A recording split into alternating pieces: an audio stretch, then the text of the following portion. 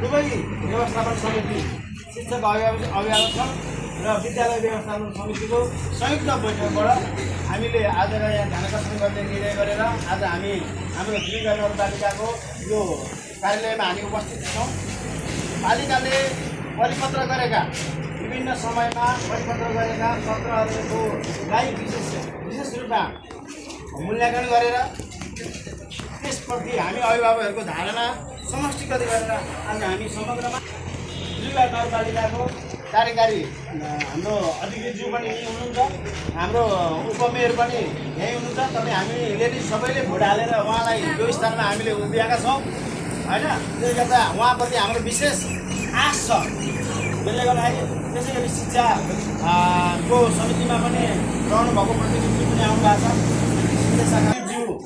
शिक्षा योगाता खेलकुद शाखा त्रिवेणी नगरपालिकाको कार्यालय गाईघाट बोक्से विषय ध्यानाकर्षण सम्बन्धमा प्रस्तुत विषयमा त्यहाँबाट विगत 2 वर्षदेखि यस विद्यालयमा सम्पूर्ण शैक्षिक गतिविधिहरूमा प्रतिकूल र दीर्घकालीन असर पर्ने गरी विद्यालय व्यवस्थापन चयनमा अवरोध पुर्याएको विद्यालयका जङ्गबहादुर खड्का, लेखापाल नारायण थापा लगायत केही शिक्षकहरूको सरबराह विषय मिलान नगरी केही शिक्षकहरूलाई जबरजस्ती विद्यालयमा पठाएको तर विद्यालय व्यवस्थापन समितिले हाजिर नगराएको अवस्थामा प्रहको जिम्मेवारी समेतबाट हटाई जसले यो विद्यालयको प्रगतिमा पटक पटक एससीमा जिल्ला प्रथम बनाएको विद्यार्थी सङ्ख्या 1000 भन्दा बढी पुर्याएको आर्थिक र भौतिक व्यवस्थापन मजबुत बनाउँदै समग्र शैक्षिक हानि पुर्याएकोले सम्पूर्ण विद्यार्थी र अभिभावकहरूको शैक्षिक भविष्यमा गम्भीर खेलवाड भएकोले भविष्यको शैक्षिक क्षतिलाई न्यूनीकरण गर्न निम्न मागहरू सहित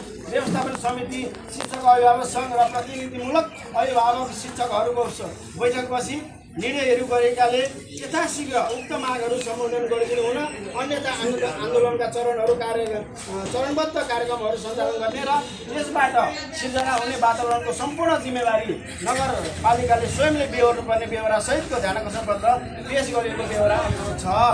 हाम्रा मागहरू प्रहको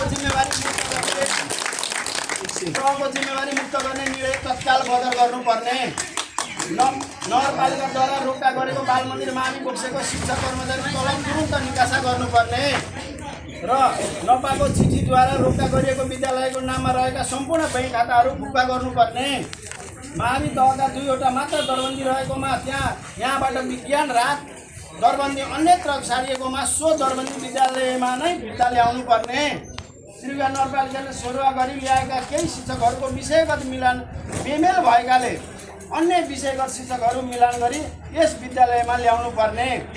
नोट, विद्यालय व्यवस्थापन समितिको निर्णय यसै पत्र साथ संलग्न गरिएको छ।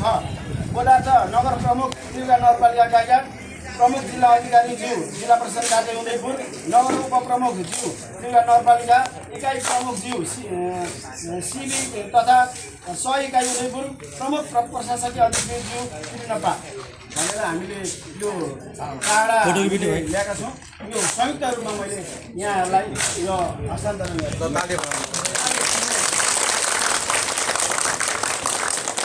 हाम्रा मागहरूप्रति यहाँको विशेष ध्यानाकर्षण जाओस्।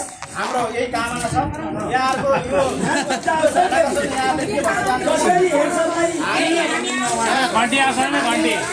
एउटा कुर्सीमा मात्रै बस्नेले एउटा विवेक पुर्याउने एउटा तरिका छ। नियम नीति कानुन अनुसार एउटा कुरा छँदैछ। तथापि पनि हामी बच्चालाई चाहिँ अगाडि उभिएर यो निर्णय गर्न बाध्य भएको छ। यो कुरा यहाँले बुझ्नुपर्छ। यो हाम्रो भावनालाई नगरियोस्। उपयुक्त निर्णय गरेर पालिकाले सौहार्दपूर्ण वातावरणमा विद्यालय सञ्चालनको वातावरण बनाओस् भन्दै हामी यहाँलाई विशेष ध्यानाकर्षण गराउन चाहन्छौँ।